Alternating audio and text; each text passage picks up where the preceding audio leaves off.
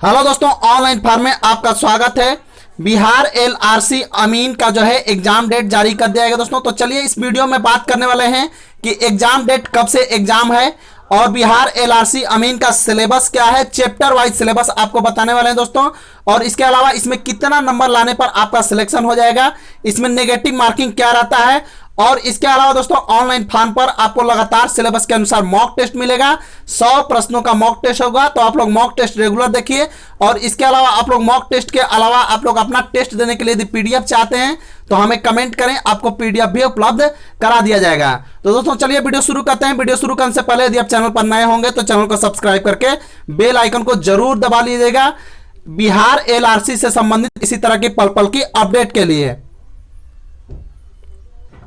तो देखिए दोस्तों, एक लंबे समय के बाद जो है बिहार अमीन का जो है एग्जाम डेट जारी कर दिया गया है।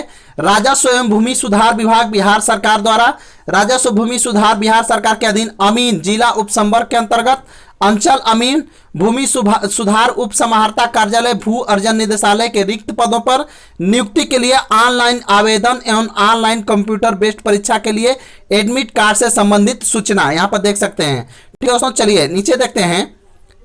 नीचे देखिए दोस्तों, राजस्व एवं भूमि सुधार विभाग बिहार सरकार द्वारा अधियाचना के राजस्व एवं भूमि सुधार विभाग के अधीन अमीन जिला संवर्ग के रिक्त पदों पर नियुक्ति हेतु ऑनलाइन कंप्यूटर बेस्ड परीक्षा यानी आपका जो है सीबीटी होगा, ऑनलाइन परीक्षा होगा के आधार पर पैनल निर्माण के संबंधित सभी पूर्व प्रकाशित विज्ञापन एवं विज्ञापन संख्या इतना इतना इतना के क्रम में सभी अभ्यर्थियों जिनका चयन सीबीटी हेतु किया गया है, यानी इसके लिए जो है आप लोगों का पहले जो है लिस्ट निकाला गया था। 19,000 कैंडिडेट इसमें सेलेक्ट किए गए थे लगभग। ठीक है दोस्तों, तो इन 19,000 कैंडिडेट जो सिलेक्ट हैं उनके लिए जो है BCEC बोर्ड बिहार गवर्नमेंट.in पर जो है अंतिम रूप से चयनित अभ्यर्थियों की सूची आपको मिल जाएगी, वहां से आप लोग देख सकते हैं।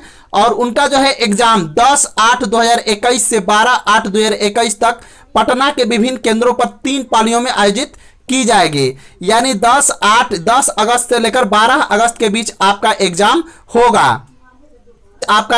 होगा। ठीक है दोस्तों, इसका एडमिट कार्ड आपको 31/7/2021 से परिषद के वेबसाइट पर डाउनलोड कर दिया जाएगा, यानी 31/7 को आपका एग्जाम का जो है एडमिट कार्ड आ जाएगा। आप अपना रजिस्ट्रेशन नंबर और पासवर्ड के द्वारा अकाउंट में लॉगिन करके आप अपना जो है एडमिट कार्ड निकाल सकते हैं। ठीक है, इसके अलावा ईमेल आईडी या मोबाइल नंबर पर जो एसएमएस के माध्यम से भी आपको सूचना दी जाएगी।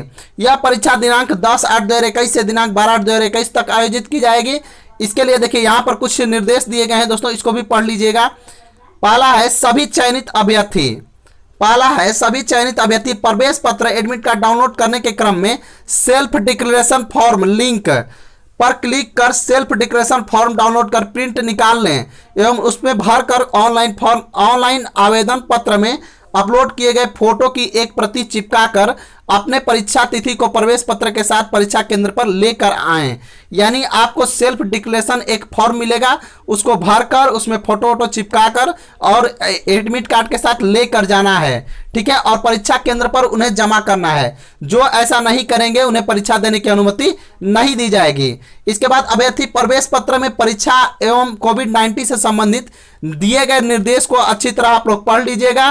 कोविड-19 से संबंधित क्या क्या निर्देश हैं उनका पालन करना होगा। 5वां है आप लोगों को अभ्यर्थी ऑनलाइन कंप्यूटर बेस्ड यानी सीबीटी का अभ्यास, यानी आप लोग सीबीटी एग्जाम यदि नहीं दिए हैं तो इसका अभ्यास कराने के लिए वेबसाइट पर उपलब्ध कराए गए mock test for Amin exam 2019 link पर क्लिक कर 1/8/2021 से 9/8/2021 के अवधि तक सीबीटी का अभ्यास कर सकते हैं। कैसे आपको एग्जाम देना है ऑनलाइन कंप्यूटर पर, उसका जो है अभ्यास आपको लिंक मिल जाएगा एक तो मॉक टेस्ट का।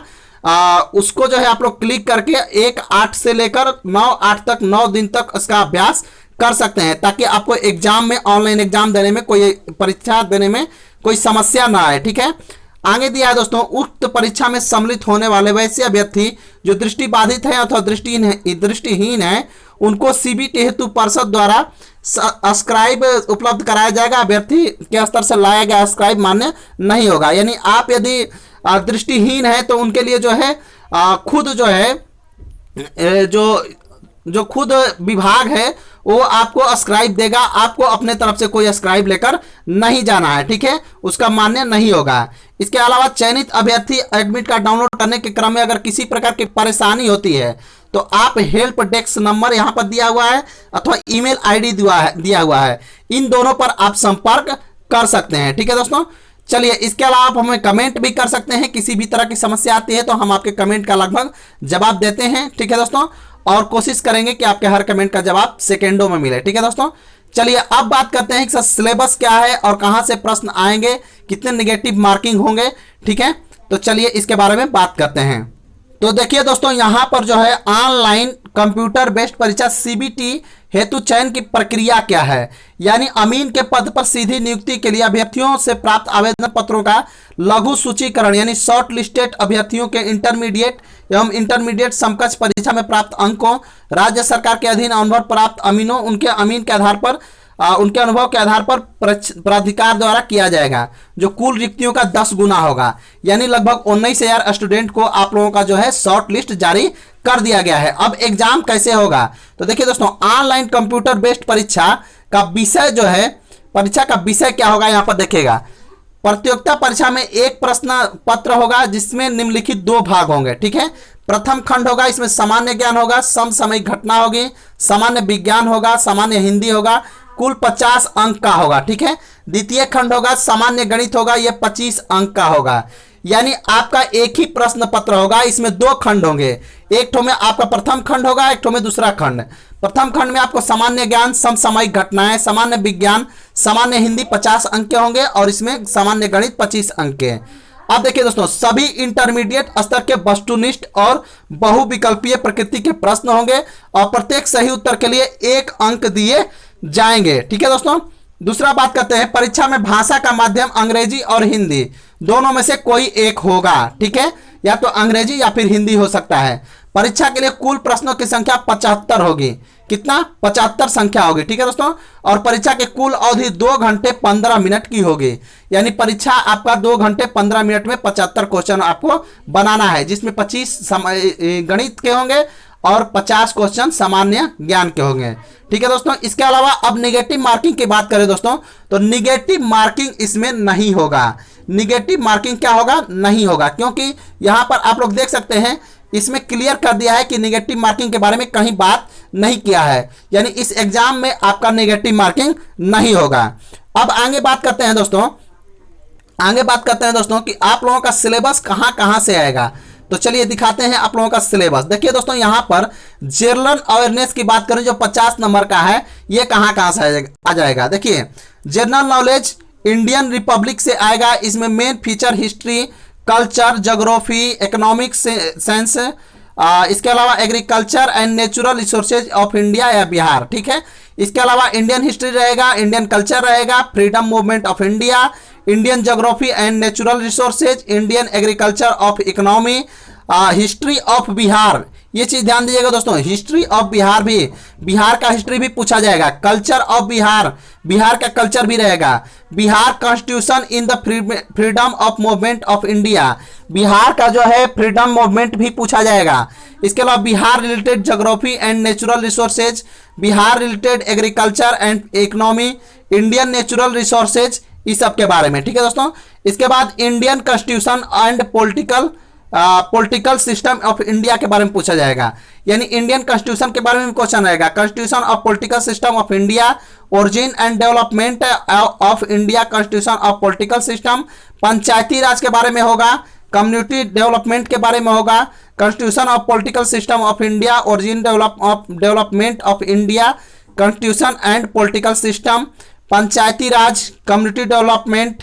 करंट अफेयर की बात करें दोस्तों, तो current affair and contemporary topic, यानी इसमें इंटरनेशनल नेशनल इवेंट हो जाएगा, नेशनल एंड इंटरनेशनल अवार्ड हो जाएगा, स्पोर्ट एंड स्पोर्ट पर्सनली हो जाएगा, साइंटिफिक डेवलपमेंट हो जाएगा। देखिए, इसमें international event, national event, international, national, sport personally, scientific development, ये सारी चीजें रहेंगी। इसके बाद जनरल साइंस की बात करें दोस्तों, जनरल साइंस की, तो जनरल साइंस में आपको फिजिक्स, केमिस्ट्री और बायोलॉजी। फिजिक्स में आपको light, electricity, force, motion, work, energy, power, sound से क्वेश्चन रहेगा, ठीक है दोस्तों। अब इसमें भी देखिए application of reflection uses of convex and concave lens and mirrors, resistance series, voltmeter, ammeter, transformer, rectifiers, AC DC current के बारे में, type of force, application of Newton's law, motion के बारे में, type of energy, conversation of energy के बारे में, sound and it's proportion के बारे में, एसिड बेस एंड साल्ट के बारे में, carbon its compound, atoms modulate is structure of atom, control and conditioners, fundamental units of life, cell, disease and causes के बारे में बायोलॉजी से क्वेश्चन रहेगा। तो ये सारा आपका जनरल साइंस था। अब हिंदी से भी क्वेश्चंस रहेंगे दोस्तों। देखिए हिंदी से कहां से क्वेश्चन रहेंगे देख लीजिएगा। जनरल हिंदी रहेगा, हिंदी में हिंदी ग्रामर आएगा और इसमें रहेगा देखिए शब्द, क्रियापद, मिश्र, संयुक्ति वाक्य, वाक्यों एन रूपांतरण, अलंकार, समास, स्वसंधि, लोकोक्तियां, अशुद्ध वाक्य, ठीक है, अशुद्ध और शुद्ध वाक्य के बारे में। इसके बाद देखिएगा दोस्तों खंड ख आएगा, यानी जनरल मैथमेटिक्स 25 मार्क्स का क्वेश्चन होगा। ये जनरल मैथमेटिक्स होगा। देखिए ये कहां से आएगा, नंबर सिस्टम से रहेगा, basic number system, simplification, HCF, LCM, time and work रहेगा, basic question and time and work, pipe and system रहेगा, मेंसुरेशन रहेगा, प्रीमीटर, एरियाज, वॉल्यूम इत्यादि के बारे में, ठीक है। इसके बाद रेशियो एंड प्रोपोर्शन रहेगा, रेशियो एंड प्रोपोर्शन रहेगा। देखिए दोस्तों यहां पर रेशियो एंड प्रोपोर्शन, ठीक है, एक सेकेंड रुकिएगा, हाँ, रेशियो एंड प्रोपोर्शन, इसमें रेशियो रहेगा, प्रोपोर्शन रहेगा, ठीक है। इसके बाद ज्योमेट्री के बारे में बात करें तो सर्किल, ट्रायंगल, क्वाड्रेंगल, ठीक है। इसके अलावा एवरेज की बात करें दोस्तों तो एवरेज में बेसिक क्वेश्चन रहेगा एवरेज से। प्रॉफिट एंड लॉस डिस्काउंट की बात करें तो relation of SP CP, relation of SP and MP, discount, ठीक है। परसेंटेज की बात करें तो basic of percentage, percentage change. Time and distance की बात करें दोस्तों तो एवरेज स्पीड की बात करें, रिलेटिव स्पीड की बात करें, बोट, ट्रेन, प्लेटफार्म। और सिंपल एंड कंपाउंड इंटरेस्ट की बात करें तो simple interest and compound interest के बारे में प्रश्न रहेंगे, ठीक है दोस्तों। तो इस तरह जो है आपका पूरा सिलेबस चैप्टर वाइज हमने बता दिया। अब बात करेंगे दोस्तों कि आपका कितना नंबर सिलेक्शन के होना चाहिए। तो देखिए दोस्तों कम से कम आपको 60 नंबर इसमें लाना होगा 75 से। वैसे देखिए 60 बहुत हाईएस्ट हो जाएगा, 60 से कम पर ही सिलेक्शन हो जाएगा, ठीक है। लेकिन आपको टारगेट 60 का रखना है, 60 से कम नहीं आना चाहिए। 60 के नीचे अगर 55-60 के बीच आप ला देते हैं तो आपका सिलेक्शन लगभग कंफर्म हो जाएगा, ठीक है दोस्तों। अब बात करें तैयारी कैसे करें दोस्तों। तो देखिए दोस्तों आपके ऑनलाइन फॉर्म यानी इस चैनल ऑनलाइन फॉर्म पर आपको तैयारी के लिए मॉक टेस्ट कल से मिलना शुरू हो जाएगा। और इसके अलावा मॉक टेस्ट के अलावा यदि आप चाहते हैं कि नहीं हम सेट अपने से लगाएंगे तो सेट के लिए पीडीएफ आपको कुछ पे करना होगा दोस्तों, उसका भी पीडीएफ आप लोगों को मिल जाएगा, ठीक है। यदि आप लोगों को चाहिए तो हमें कमेंट कीजिएगा, हम आपको बताएंगे कि कितना पे करना होगा, ठीक है दोस्तों। तो चलिए दोस्तों आपको आज जो है एलआरसी के बारे में सब कुछ बता दिए। इसके अलावा किसी तरह का आपको प्रश्न कोई दिमाग में चल रहा हो जो आप पूछना चाहते हैं तो हमें कमेंट करें, हम आपके कमेंट का लगभग कुछ ही सेकंड या कुछ ही समय में जवाब देते हैं। कभी कभी लेट हो जाता है तो दोबारा कमेंट कर लीजिएगा दोस्तों, आपको तुरंत जवाब मिलेगा, ठीक है दोस्तों। तो चलिए आज के लिए इतना ही, फिर मिलेंगे अगली वीडियो में एक नई सोच के साथ। एलआरसी के किसी भी तरह के समस्या को लेकर या किसी भी तरह की कोई भी अपडेट आती है तो आपको तुरंत बताएंगे, ठीक है दोस्तों। तो चलिए आज के लिए इतना ही, फिर मिलेंगे अगली वीडियो में एक नई सोच के साथ। तब तक के लिए थैंक यू।